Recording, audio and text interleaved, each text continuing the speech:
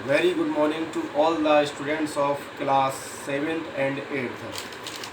देखिए, मैं आज आपको आपकी नई क्लास में आपका वेलकम करता हूं। नई क्लास इसलिए क्योंकि आप प्रमोट हो चुके हैं पिछली क्लास से, तो आज आप न्यू क्लास में आपकी एंट्री हुई है।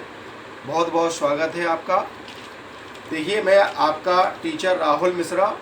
मैं आज 20 अप्रैल सन 2020 में आपकी क्लास प्रारंभ करने जा रहा हूं, और इस क्लास को प्रारंभ करने में मैं बेसिक से स्टार्ट करूंगा, बिल्कुल स्टार्ट से।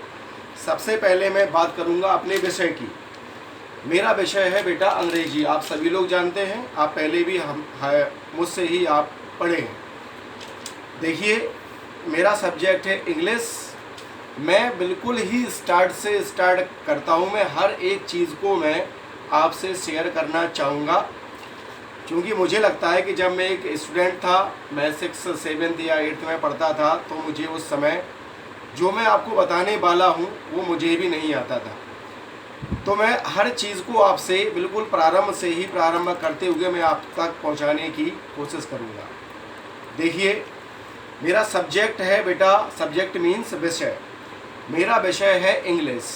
सबसे पहले मैं इंग्लिश की स्पेलिंग की बात कर लेता हूँ, ताकि आपका कोई भी पॉइंट ऐसा ना हो जो वीक पॉइंट आपका छूट जाए। क्योंकि आज से ही क्लास स्टार्ट है, इस वीडियो को आप लोग गौर से देखिएगा प्लीज़। इसमें मैं आपको कुछ होमवर्क भी देने वाला हूँ जो आपको फिर करना है। मेरे विषय का नाम है इंग्लिश। पहले तो उसकी स्पेलिंग पर हम जाते हैं। स्पेलिंग है ENGLISH।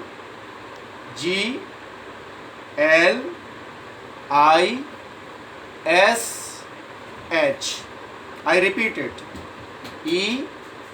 ENGLISH।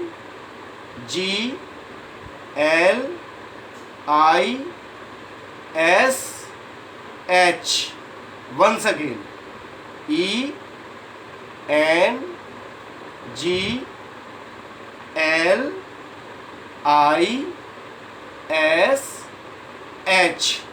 आई थिंक आपको ये याद हो गया होगा, और कई बार इसको रिपीट भी कीजिएगा जिनको नहीं आता है। और मैं बिल्कुल ही स्टार्टिंग से, चूंकि मैं स्टार्ट कर रहा हूँ, तो मैं हर चीज़ आपको मैं बताऊँगा। देखिए, तो इंग्लिश की स्पेलिंग आपको क्लियर हुई।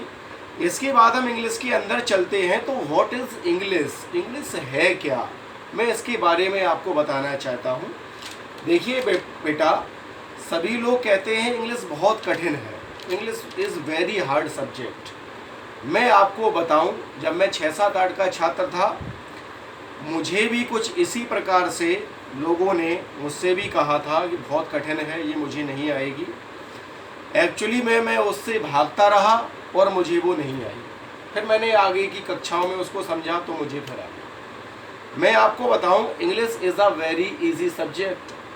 I can speak also in English today, but at that time I was very nil, very weak student when I was a student।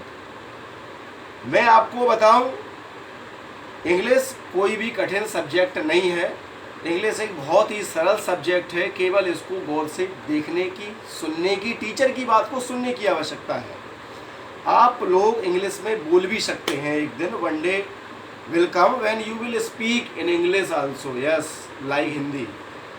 But इसको कैसे स्टार्ट किया जाए, हम क्या चीज़ ऐसी होती है जिससे हम भागते हैं, या जो चीज़ हम नहीं सीख पाते हैं, तो फिर हमें अंग्रेजी लगने लगती है बेटा बहुत कठिन।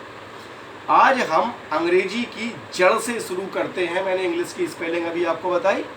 इसके बाद मैं आपको बताने वाला हूँ इंग्लिश है क्या। इंग्लिश क्या है?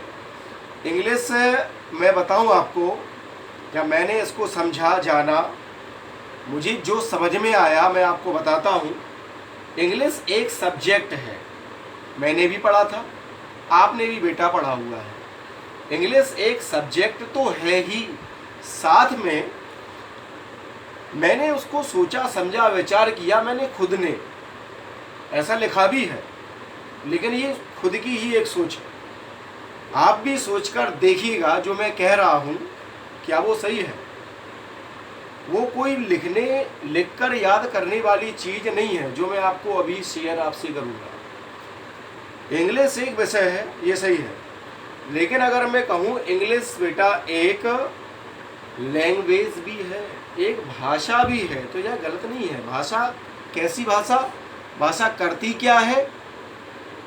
भाषा वह माध्यम बेटा जिसके द्वारा हम अपने विचारों का आदान प्रदान करते हैं। Means the medium of expressing our thoughts to others, उसे हम लैंग्वेज या भाषा कहते हैं। अब देखिएगा, इस पूरे संसार में कई प्रकार की भाषाएं बोली जाती हैं। यदि आपको पता ना हो भाषा मतलब, तो मैं बताऊं आपको, हिंदी बेटा एक भाषा है। आप हिंदी में अपने विचारों का आदान प्रदान अपने माता पिता, अपने टीचर और अपने नेबर्स के साथ आप करते हैं। आप कोई बात कहते हैं, दूसरों तक पहुंचती है, दूसरा उसे समझता है और वो आपके पास उसको ट्रांसफ़र कर देता है और आप उसे समझ लेते हैं। यह आप करते हैं हिंदी में, आप एवरीडे करते हैं। आप सुबह से उठकर रात को सोने से पहले तक अपने विचारों का आदान प्रदान ही करते हैं। यदि आपको भूख भी लगी हो ना, तो आप अपनी माँ से कुछ कहते हैं, माँ उसे समझ लेती है और वो वैसा कर देती है और कुछ दो शब्द वह भी आपसे कहती है और वो आप तक पहुँच जाते हैं। इस प्रकार से विचारों का आदान प्रदान हो जाता है। बिल्कुल ऐसे ही जब मैंने सीखा तो मुझे भी इस चीज़ का ज्ञान हुआ, मुझे कहीं से पढ़ने की आवश्यकता नहीं पड़ी।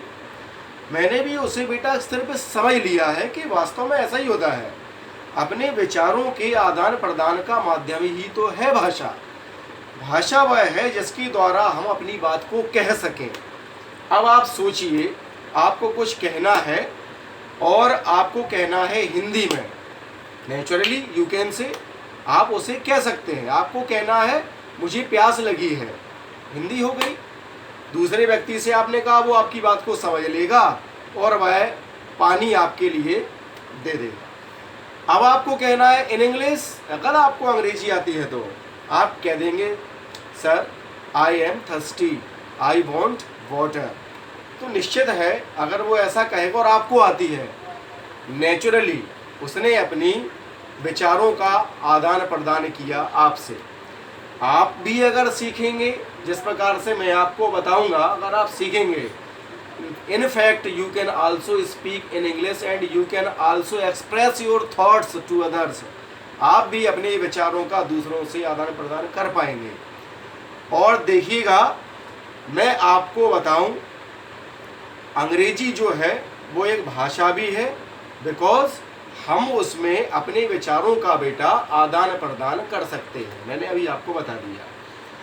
अब किसी भी भाषा को, मैं ये नहीं कहता कि अंग्रेजी, लेकिन बेटा किसी भी भाषा को सीखने के लिए कुछ ना कुछ तो जरूरी होगा।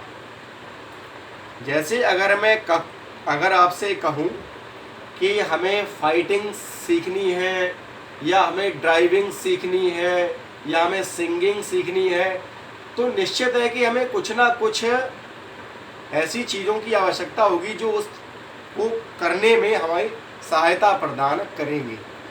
और इसी के साथ में मैं अगली जो अपनी बात है मैं दूसरे वीडियो में शेयर करने वाला हूँ। So keep watching.